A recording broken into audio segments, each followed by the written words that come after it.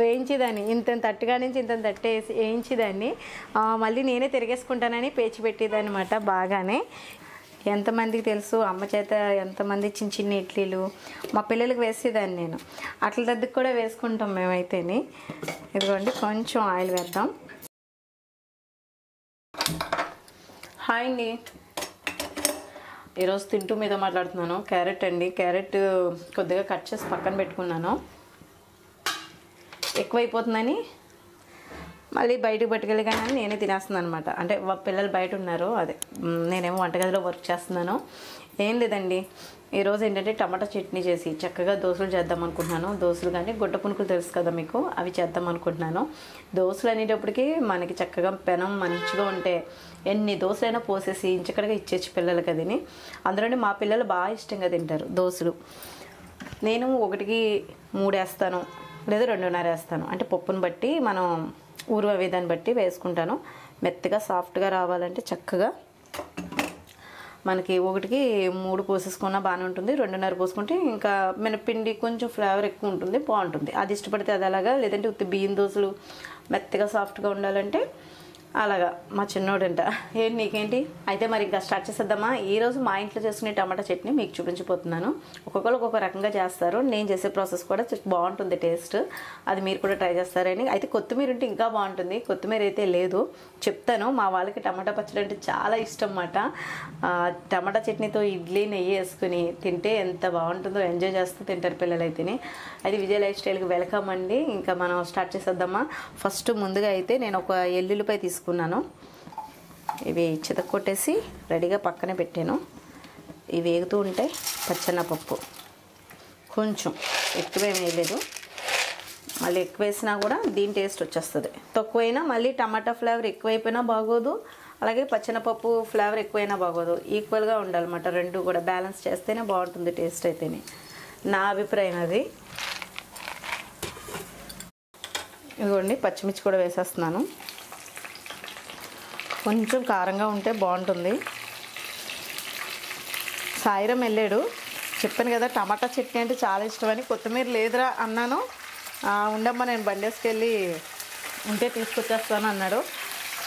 చూడాలి మరి. ఇదిగోండి ఇది దోరగా కొంచెం వేగాలి. వేగిన తర్వాత చూపిస్తాను. ఈ లోపల మీకు కూడా చూపిస్తాను నేను.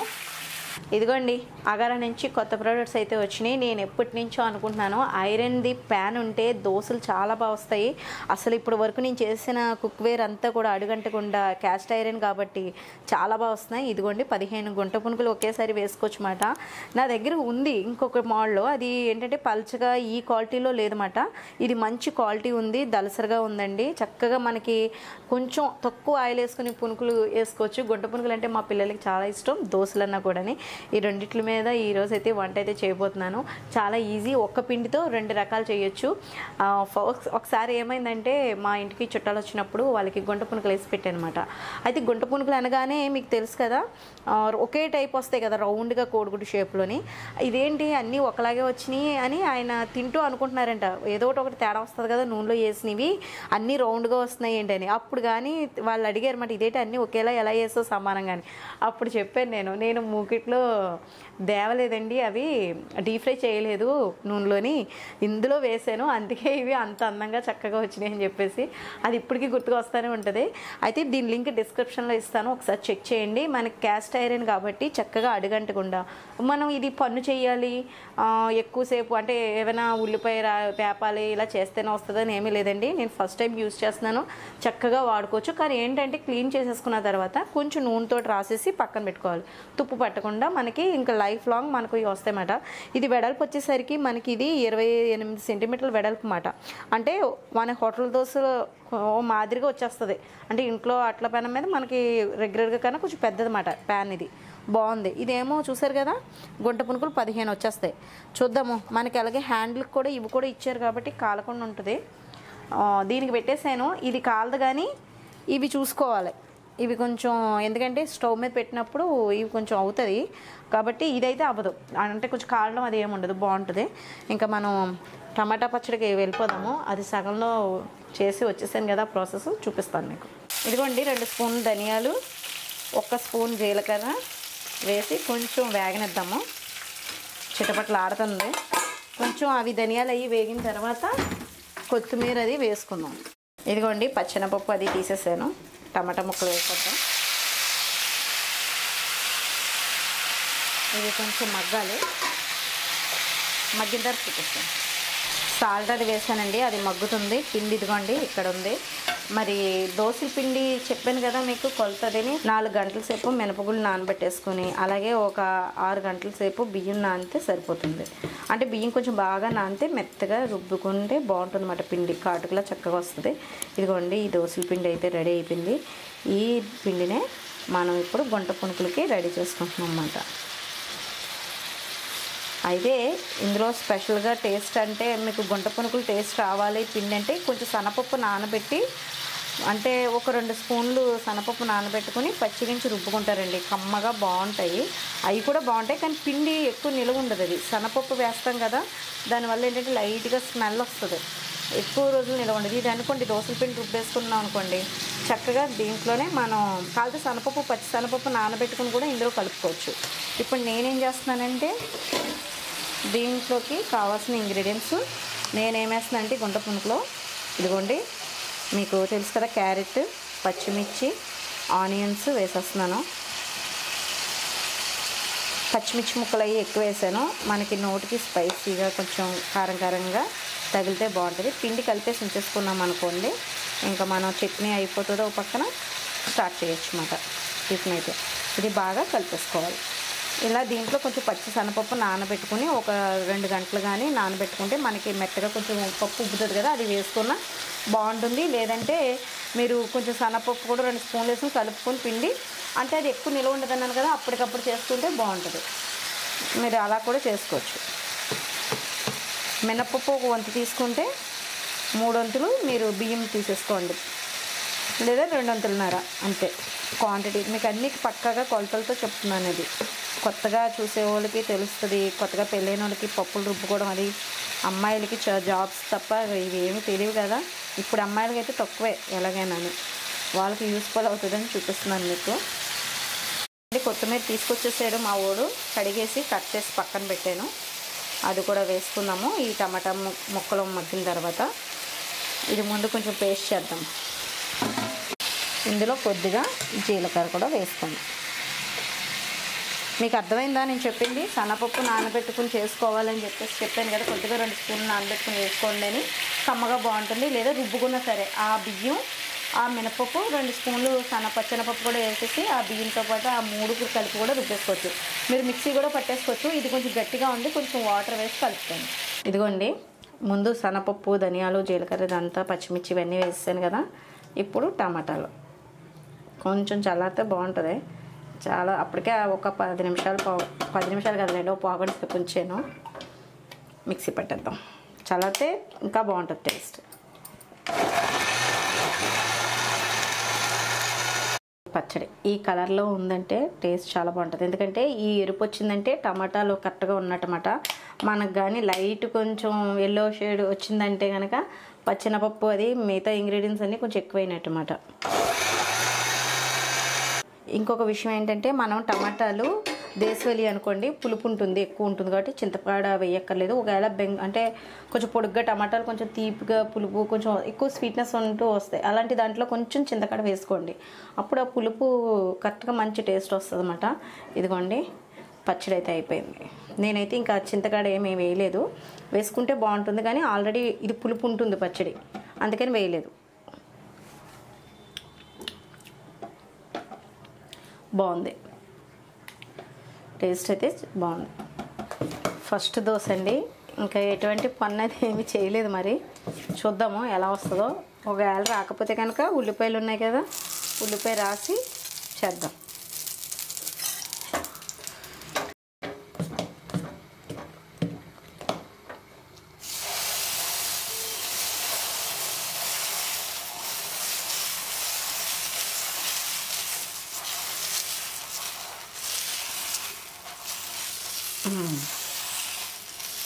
ఇది వచ్చేస్తుంది అనుకుంటున్నాను.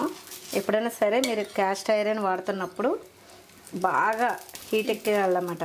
ఆ పెనం హీట్ ఎక్కితేనే బాగా వస్తుంది. నాకు అమ్మ చెప్పేవారు, అమ్మ వాడేవారు అన్నమాట. ఇందులో కొంచెం ఆనియన్స్ వేద్దాం.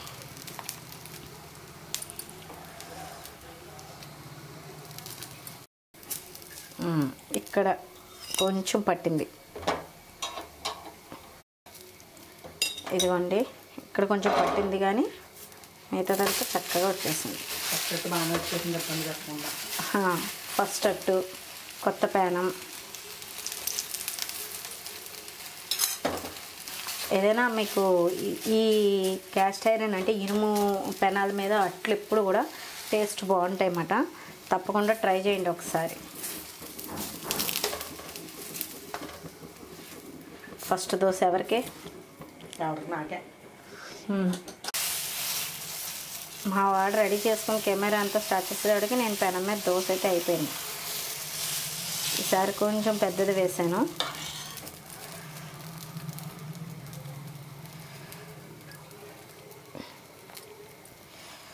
క్యారెట్ తురుము కూడా వేసుకోవచ్చు కావాలితేనే. ఆల్రెడీ మనకి గుంట పునుకులకి వేసుకున్నాం కదా, అవి కూడా వేస్తాను. ముందు దోశలు వేసేసి వేడివేడిగా వాళ్ళకి దోశలు అందించేస్తాను.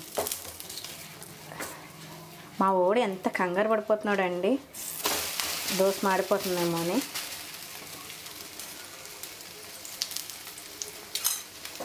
దీంట్లోకి మసాలా దోశ ఆలు రెడీ చేసి పెట్టుకుని చక్కగా తింటే భలే ఉంటుంది. మనకి తెల్లగా దోశలు వస్తున్నాయి అనుకోండి, అంటే ఎంత కాల్చినా రంగు రాకుండా తెల్లగానే ఉంటాయి. అలా ఉంది అంటే బియ్యం ఎక్కువైనట్టుమాట, బియ్యం పిండి. ఎరుపు దోశలు ఇలా కొంచెం కలర్ వచ్చినాయి అనుకోండి, మనకి కరెక్ట్గా మినప్పిండి అది ఉన్నట్టుమాట, సమానంగా కొంచెం ఎక్కువైనట్టు. ఇంతకీ ఇందులో 2 గరిటెల పిండి పట్టేస్తుంది.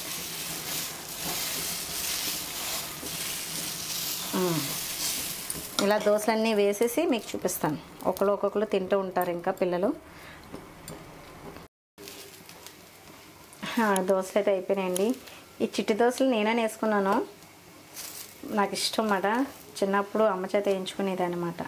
ఈ చిట్టి చిట్టి దోశలు ఇలాగా బాగున్నాయి అనిపించింది. చాలా బాగా వచ్చేస్తుందండి. అట్ల పేనం అయితే పెద్ద దోశలు అదిగో చూసారా, 1-2 దోశలు తింటే కడుపు నిండిపోద్ది అన్నమాట.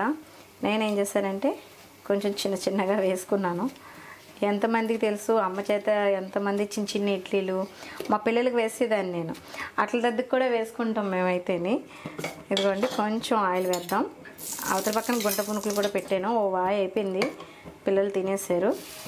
ఇప్పుడు మళ్ళీ చిన్న దోశలు వేస్తున్నాను. చూడండి అట్ల పేనం ఎంత పెద్దదో అన్నది మీకు తెలుస్తుంది. ఇంచుమించుగా 3 గరిటెల పిండి పడుతుందండి. పిల్లలకి ఒకేసారి వాళ్ళ కడుపు నింపేయచ్చమాట. అంటే టైం అయిపోతుందని స్కూల్కి వెళ్ళే వాళ్ళకి అది కూడా. దోశలు బాగుంటాయి, ఎందుకంటే ఇనప అట్ల పేనం కదా, మంచి టేస్ట్ ఉంటుంది. ఇదిగోండి నేనైతే 7 చిట్టట్లు వేసాను. తింటావా హారిక? దోశలు తినేస్తావు కానీ మరి తింటావా? ఒకటి తింటా, చిన్నప్పుడు అలాగే వేసుకునేవాళ్ళం. అవును, పట్టు. ఇంకోటేనా? చిన్నగా ఉన్నాయి కదా, మెత్తగా సాఫ్ట్గా ఉన్నాయా? బాగా వచ్చినాయా? చట్నీతో బాగుంటుందిలే. ఇదిగోండి ఇది బాగా కాగాలండి. కొంచెం కాగిన తర్వాత గుంట పునుకులు కూడా వేసేస్తాను. అవి కూడా బాగా వచ్చేస్తున్నాయి. కానీ మీరు ఎప్పుడైనా సరే పెనం మట్టికి ఎక్కువగా హీట్ చేయాలన్నమాట. ఇదిగోండి నేనైతే అట్లయితే వేసుకుంటున్నాను కదా, చిన్నట్లు. ఎవరికి నచ్చితే వాళ్ళు తింటారని చెప్పేసి వేస్తున్నాను. మా ఇంట్లో పెద్దోళ్ళు చిన్నోళ్ళు ఇది అదని ఏముండదు, వాళ్ళు ఎలా కలిసి అలా ఎంజాయ్ చేస్తారన్నమాట వేసుకొని. చిన్నట్లు అంటే చిన్నట్లు తింటారు, వాళ్ళ ఇష్టం. ఇదిగోండి మా హారిక ఫస్ట్ అయితే 2 తింటానమ్మా, నేను డైట్ చేస్తున్నాను అది ఇది అంది. సరే అనుకున్నాను, ఇది ఎంతవరకు చేయగలదా అని. దోశలు బాగున్నాయో లేదో, ఒక దోశ వేసుకుంటానని మళ్ళీ 3వ దోశలోకి వచ్చింది. ఇప్పుడేమో చిన్న దోశలు 1. అంటే టేస్ట్ నచ్చితే డైట్ ఆ రోజు ఫుల్ స్టాప్ అయిపోద్ది. మా హారిక కూడా అంతే అండి, దానికి నచ్చిందంటే తినమంటాను నేనే. ఎందుకంటే వాళ్ళు తినేనోరు కదా, ఏదో ఒళ్ళు వచ్చేస్తుందని తినడం మానేస్తే నీరసాల్లో పెడుతుంది. ఇదిగోండి చిట్టట్లు అయితే బాగానే కాలుతున్నాయి, అవుతున్నాయి ఓ పక్కన. ఇదిగోండి ఇక్కడ కూడా పెనం బాగా హీట్ ఎక్కింది. ఇప్పుడు ఆయిల్ వేద్దాం. ఇది హీట్ ఎక్కపోతే వేడెక్కలేని ప్లేస్లో మనకి గుంట పునుకులు తిరగడం కొంచెం కష్టం అవుతుందన్నమాట. ఇదిగోండి ఇంకా మేమైతే టిఫిన్లు అయితే ఇలా వేసేసుకుంటున్నాం. ఒకదానికొకటి అవుతున్నాయి. అది సిమ్లో పెట్టాను. ఇక్కడేమో అట్లు అవుతున్నాయి. ఇంక ఇవి కూడా తిరిగేసేసి ఇంక పట్టుకెళ్ళిపోతాను. రెడీగా ఉన్నారు. వాళ్ళకి లేట్ అయిపోయింది పాపం పిల్లలకి. పిండి రుబ్బేశాను కానీ ఈ చట్నీ అంటేనే తలకాయ పోటు.